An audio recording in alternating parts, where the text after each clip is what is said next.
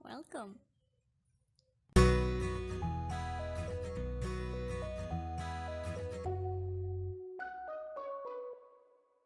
So, this is the conversation we had for this day. Aku membukanya dengan frasa hari ini. Apalagi? What else? Apalagi, moreover, especially. Jadi beda ya. Apalagi dengan spasi dan apalagi tanpa spasi. Oke. Apalagi. Apalagi. Apalagi maumu?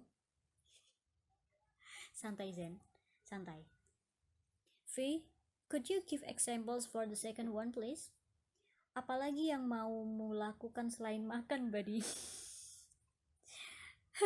Gak lagi Zen.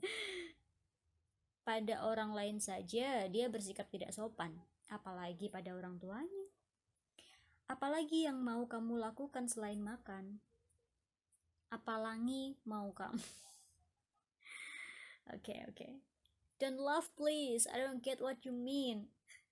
The sentence usually comes with a high intonation of annoyed or angriness, like I asked you so many things until you ask, apalagi maumu? Oh, then it's not a wrong sentence? No, it's not, of course, it is correct. I thought you meant it was wrong. I was only giving examples. This is just a response. Even when attacked around it, it was also an example sentence. Oh, I really thought you were annoyed.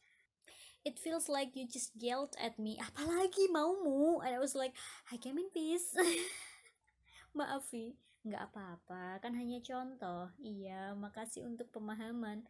Kalimat alternatif untuk what else do you want? Apalagi yang kamu mau? Apalagi yang kau inginkan? Okay. Those sentences are in low intonation. Does this sound more patient? Oh, okay. Yes.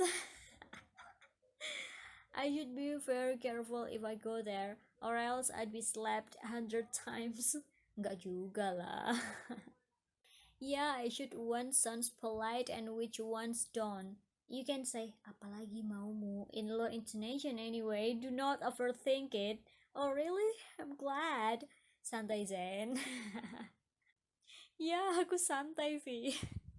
And that is the end of the conversation we had for these days. See you tomorrow, guys.